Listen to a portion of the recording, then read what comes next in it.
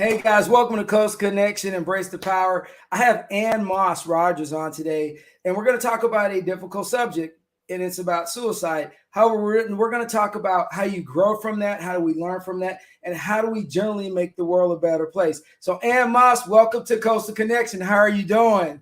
Well, thank you. I appreciate you tackling a really difficult subject and one that is, I'm very passionate about. Oh, absolutely. So before we get started, kind of give the audience a little background on what you were doing before the police knocked on your door, what kind of job you were doing, what kind of life you had, because your life has evolved and you went on a different journey since that dreadful day. So if you can give us a little background, that give us a little context before we go any further. Thank you. Sure. So about 2010, my youngest son, Charles Aubrey Rogers, who was the funniest, most popular kid in school, started misusing substances, and we didn't know why. And we kept, doing things like drug testing, taking away the car keys, and all the things you think about doing. And I realized that wasn't slowing him down. And I was trying also at the same time to get a diagnosis of maybe there was some kind of mental health condition underlying all of his substance misuse. Yes. Well, I didn't end up getting that diagnosis locally despite asking for it. So we kidnapped our son out of his bed and we took him to a wilderness program. And you don't do that because you've caught your kid with a beer and a joint. You do that because you think your child's life is truly at risk. And of course, he didn't love that step, and it wasn't plan A. And all this time, he was actually using drugs and alcohol to numb feelings of thoughts of suicide. Because to him, if we numb them and push them away, then they'll go away. And what really happens is when, it comes back like a boomerang on steroids. Wow. And he didn't recognize that that wasn't, a healthy coping strategy because he's a teen and it worked right now in the moment. But of course, long term, that doesn't work in your favor because then you have two really big issues to deal with. And it was, he ended up going to this wilderness program to therapeutic boarding school. He came back in 2014, having spent some 22 months outside our home in some kind of placement. He graduated high school, which we were thrilled about. But what I didn't know is that he wasn't using any of the new coping strategies he'd learned while he was away. So he went back to what he had originally been using, was drugs and alcohol. And a lot of that had to do with the stigma and also the way the mental health system treats patients, Right. they kind of shame them. So he's like, well, I have a better solution than this, and I don't need to be shamed. I understand. So he went back to using drugs and alcohol, becomes addicted to heroin. And unbeknownst to us, he became addicted to heroin. And we knew 30 days before he actually ended up dying. And he goes to rehab, a detox in rehab, and he relapsed at the recovery house. Wow. And I thought, okay, all they have to do is take him back to detox for 3 days. He can go back to the recovery house and we get back on track. I was ready for recovery, but my son was not. And so he left detox with a friend and he never found his way back. And then it was just a couple weeks later that we met the police in the parking lot. They were actually at our home and they called my husband's cell phone, and we met them in the parking lot and they delivered the news that our son had been found dead. And once we took a break from all the wailing and screaming and crying, my husband asked, how did he die? And I remember thinking that was a crazy question because I was sure he was going to say overdose, but that's not how he died. And my husband said, well, how did he die? And the policeman said it was a suicide.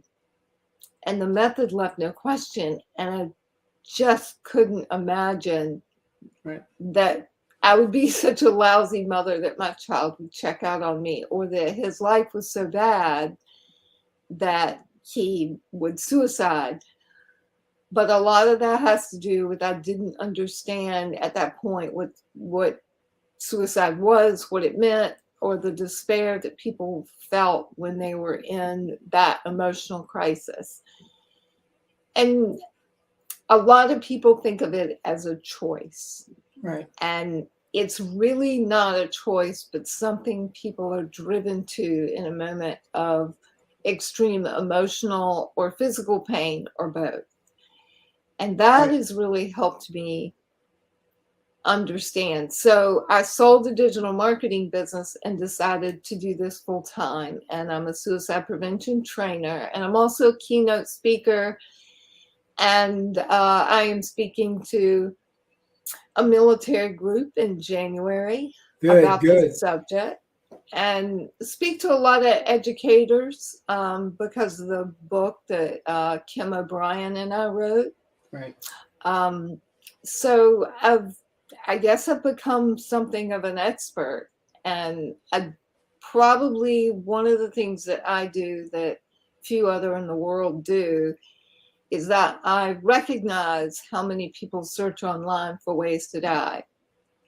And I've devised a way to capture those searches and be a person that answers those cries for help when people come to a page wondering how to kill themselves and instead post a comment or want to tell their story. And I want them to know that, and I want them to feel heard. Because Vince, that is probably the greatest gift we can offer another human being. Oh no, absolutely. And I know social economic status doesn't matter. It doesn't matter if you are well off or bad or poor. Mental health is a social problem, and COVID hasn't helped that. So I realize now and more and so that as our society, we are coping with a lot of things that we haven't really had to cope with as a society. And a lot of people have been put in situations they financially weren't in before COVID, and now their life is totally changed and upside down. And sometimes they see their self-worth not there. You know, you did a great job. I read through your book, Emotionally Naked. And I appreciate the way you exposed yourself and how you went through the process. Could you tell us a little bit about you becoming an author and trying to make sure you bring critical words out, then so that we get rid of the stigma and start dealing with the problems? So I guess after my son died and I was struggling, and I would run into people and they would cut me off mid-sentence when I would start to talk about my child. And Vince, that made me mad. I was like, you know, he was part of my life. And just because he died by suicide doesn't mean I don't want to talk about him. Right. And I wasn't ashamed of him. And so I wrote a newspaper article about my family story, and I can't say that everyone loved it. But the people who read it did, and it went viral. It did. This little tiny article of this newspaper just like went all over the world, and it had thousands and thousands of comments. And what it was is other people were reading their story in mine. They had a child who struggled with substance use disorder or mental illness or both, or they had a family member who died by suicide. I decided we needed to talk about it. And what's really funny is I'll go to a presentation and I'll start talking about it. And then people come up and they want to kind of get me off to the side and tell me their story. They don't want anybody else to hear it. And they want to whisper it. And that's so ironic to me because I've just been on stage, you know, telling our story. But it's a process. It is. And many times that's the first time anybody's ever talked about it.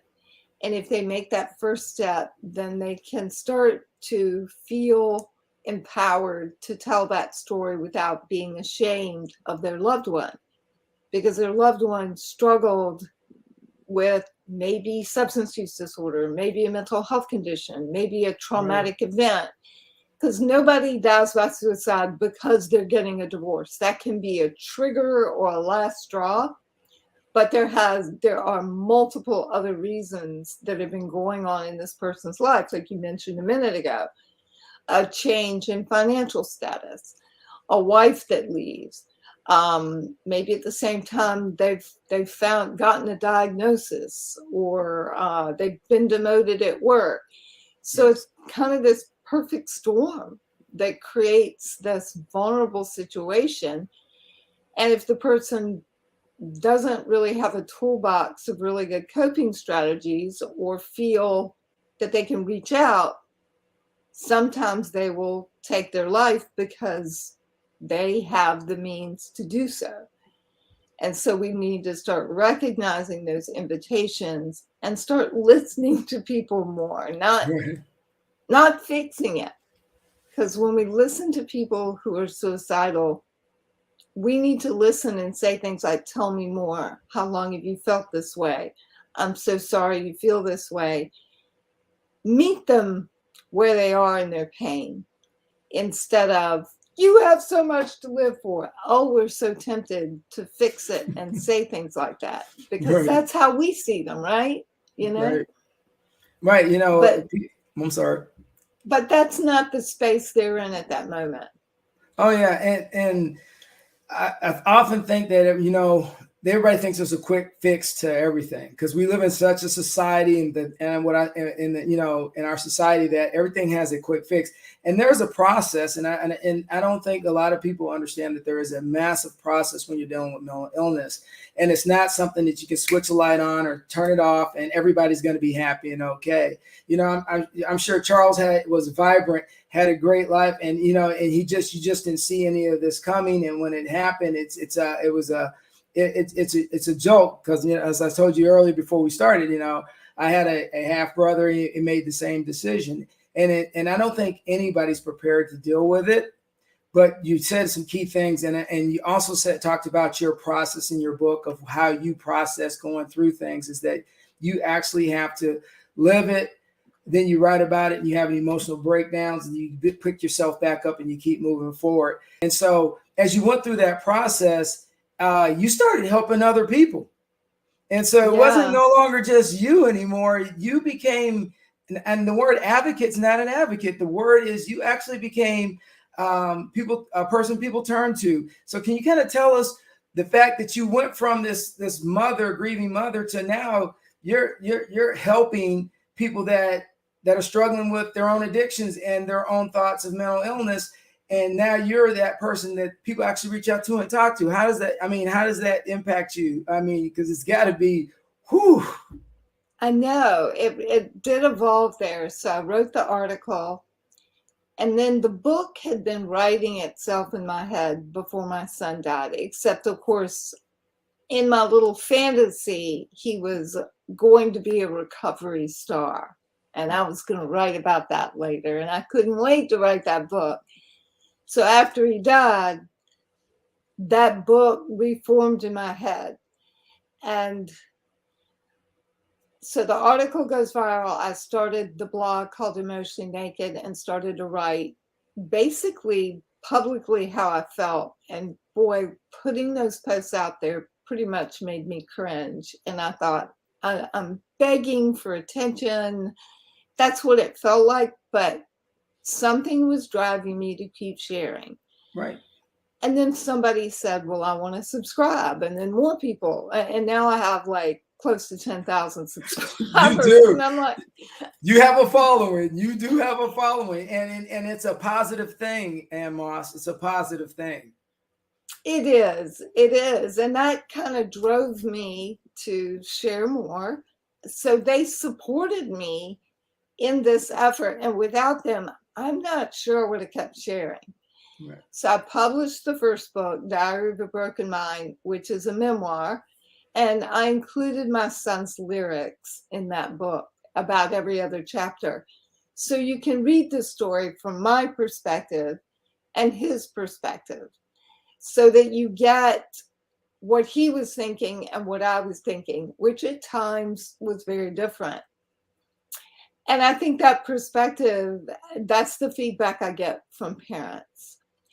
So I'm marketing that book, I'm blogging, and then we're right before the pandemic and we're hearing about things this January, and Wiley Publishing reaches out to me and says, do you want to write a book for teachers? And we were thinking about Emotionally Naked, a teacher's guide to preventing suicide and recognizing students at risk. And I was like, oh, sure, I'd be glad to write that book. And then I hung up and I panicked. Why did you panic? Because I'm like, how am I going to do this? You know, they haven't accepted me in the suicide prevention space Right. yet. You know, I'm not a PhD, I'm not a teacher, I'm not. But you know what? I have lived experience, and I went and found a PhD to be a co-writer with. And what I didn't recognize, Vince, is how much data I had of my own from my website and from the Google Drive and from my statistics. And I have a ton of data and I have a ton of comments. So I am reaching people when they are feeling the absolute worst in their life. They're not reflecting back. They are in that moment when I am replying to them.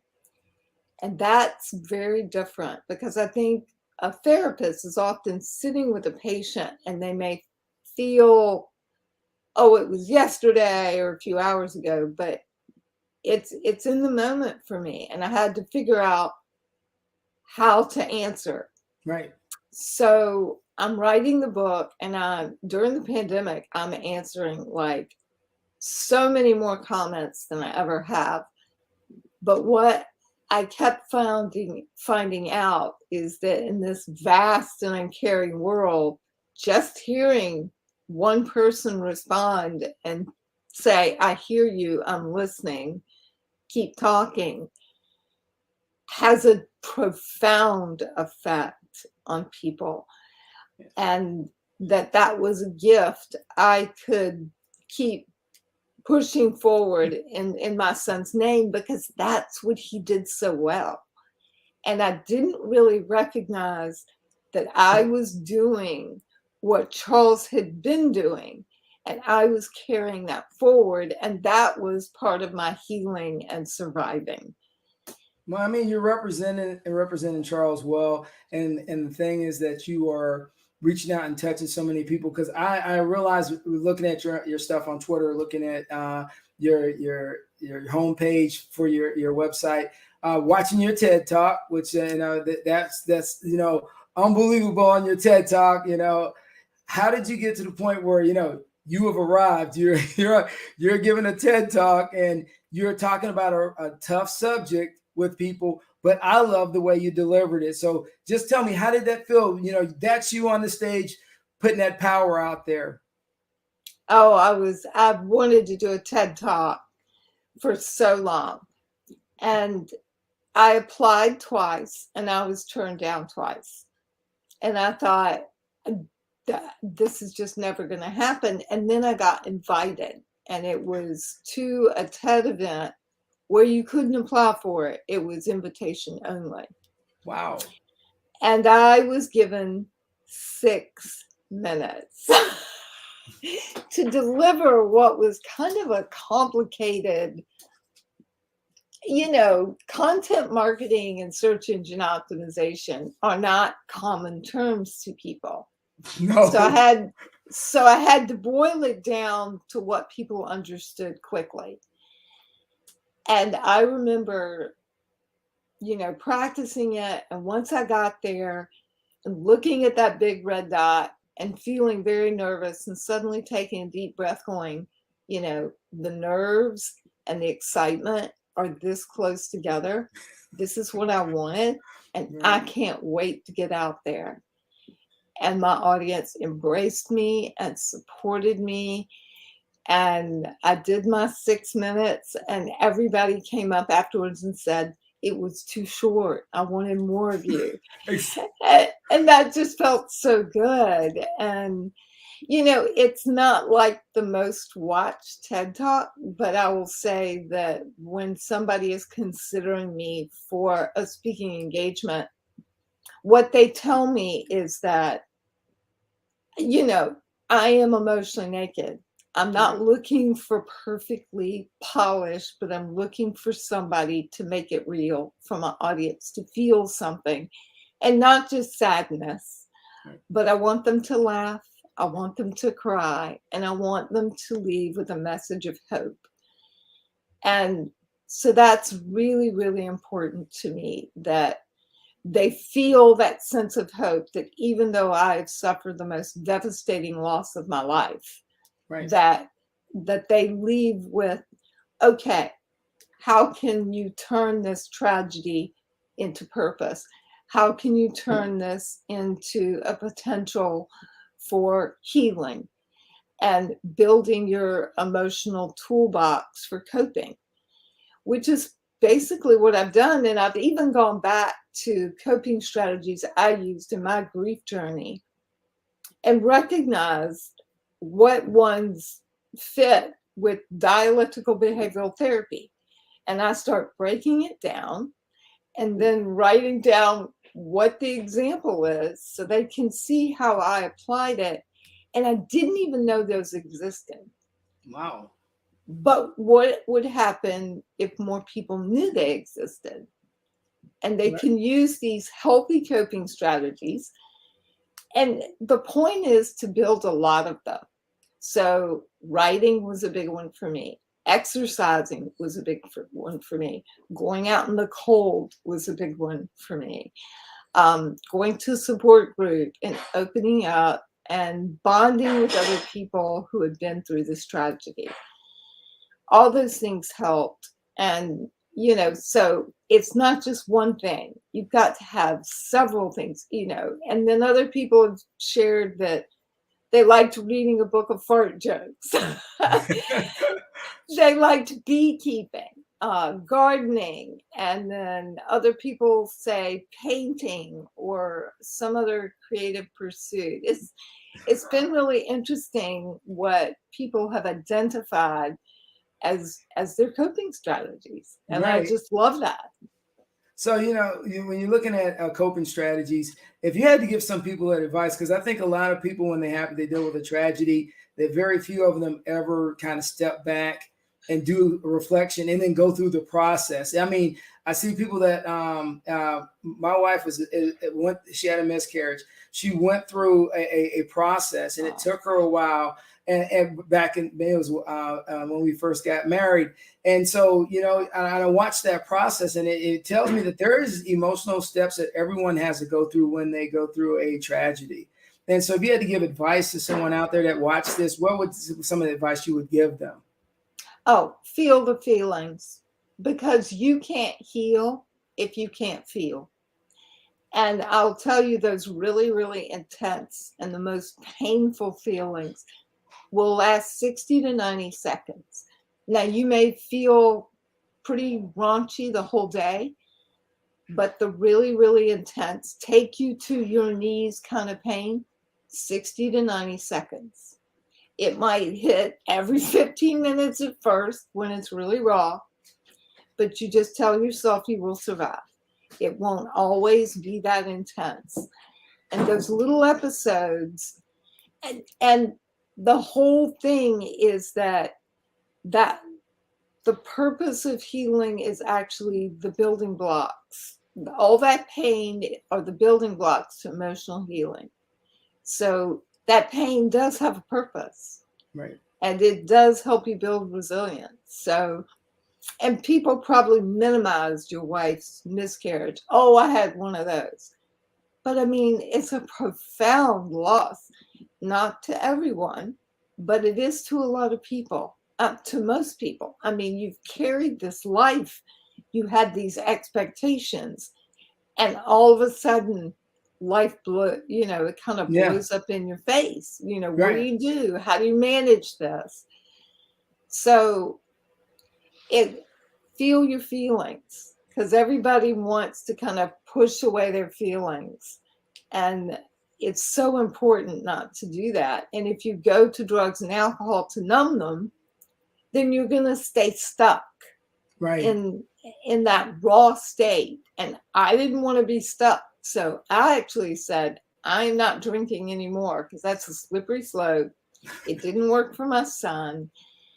And I found that I was able to move through that journey in a more productive way by doing that. And that was a personal choice. No, that's a great choice. I mean, anytime you're dealing with a tragedy or anything that you're dealing with any kind of loss, I truly believe this. Even soldiers, and I'm glad you brought up the subject about soldiers, because I'm a retired Army guy, Yeah. and soldiers have been dealing with a lot since coming out of combat, and often they use alcohol as a substitute instead of getting the right therapy. And I realize, like I've told several people that I've known over the years, is that it's a journey for you to get through what you got through, because I have friends that lost friends while we were overseas. And so it's a lot to deal with and take in. But like I tell them, is that you can use alcohol as an instrument, but it's the non-preferred instrument. What you really need to do is just go ahead and deal with your issue, get help, which is, I think, is my biggest struggle. And if you could give any advice on that, because a lot of people have stigmas about if you say, hey, you know what, I actually need to get some help, some professional help. And then, the stigmas our society has over the last 20 years, prior to we really started addressing mental health, was like, oh, something's wrong with you if you have to go get help, you're weak, Oh, I think I was listening to a new type of intervention with the military. So there are two things here. Is one, if somebody is struggling, just pull out an index card and write down reasons for living. And if you can't think of that right away, that's okay. On the other side of that index card, write out who you would reach out to or feel that you could speak to in a moment of crisis, or even leading up to a crisis. Let's say you're going through a divorce. I mean, that's crushing blow. Right. Who could you talk to so that you can avoid getting to crisis? So on this index card, you go one side, what are the things that give your life purpose and meaning? Is it a dog? Is it your family? And on the other side, who you'd reach out to and their phone numbers. Right. The second thing is to think about means safety. And what I mean by that is that we lose a lot of veterans and active duty service members because they have access to firearms. And firearms are highly lethal ways to die by suicide. And 65% of all deaths by firearm are suicides. They're not homicides, they're not home invasions. No, you're absolutely right. So how can we support each other, especially service members, when we see that they are in emotional crisis? Maybe we say, well, I tell you what, you keep your weapon, but maybe for right now, you give me your firing pin. Right. Until this is all blown over. So you want to address that means safety, but even before, you say get help. And then figure out, okay, they're not going to do that. Maybe they'll put it in a biometric safe. Maybe they'll put pictures of their loved ones. As soon as they open the box, they see members of their family on top of their firearm. Maybe that would make them hesitate. Right. Maybe that friend could lock it in the trunk of their car temporarily. So figure out between the two friends what that person is willing to do to remove the means, because what happens is when you're in that moment of suicidality, you're going to grab to the thing that's going to make that pain stop. Right. 5 minutes later, that person would make a completely different decision. And you'd say, are you thinking of suicide? I'm like, no way, I'd never do that. Right. That's how quickly that feeling can dissipate. And we want to make sure that we're listening to what our buddies say. And if you feel in your gut, they're saying things like, I can't do this anymore. I'm worthless.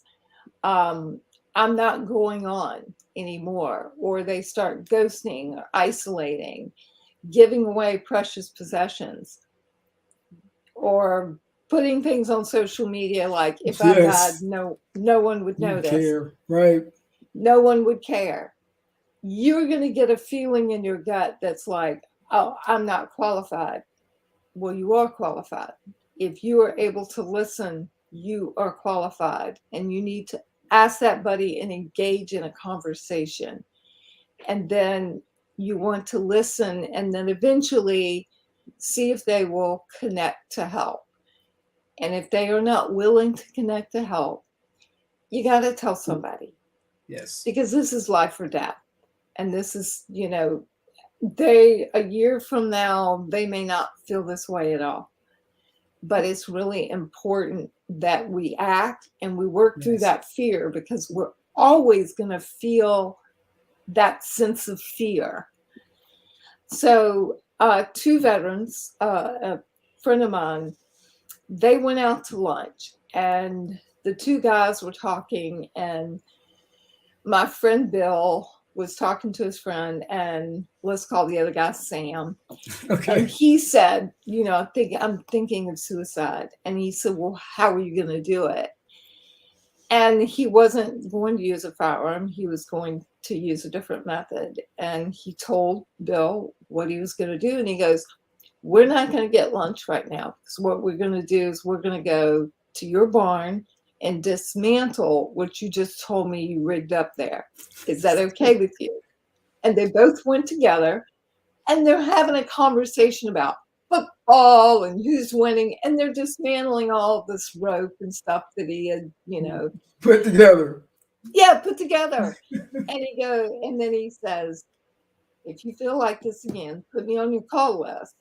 But I may be asleep, so we're going to put in the crisis text line and the veterans suicide and lifeline. And so start building your network of people to call. And this was 2 friends, and this Bill said, I've been where you've been, Sam. I get it. And it was kind of like, and I mean, they're pulling all this down. And he said, yeah, we're just talking about the football teams and all that. And I mean, just gotta talk. Battle buddy. It's just another day.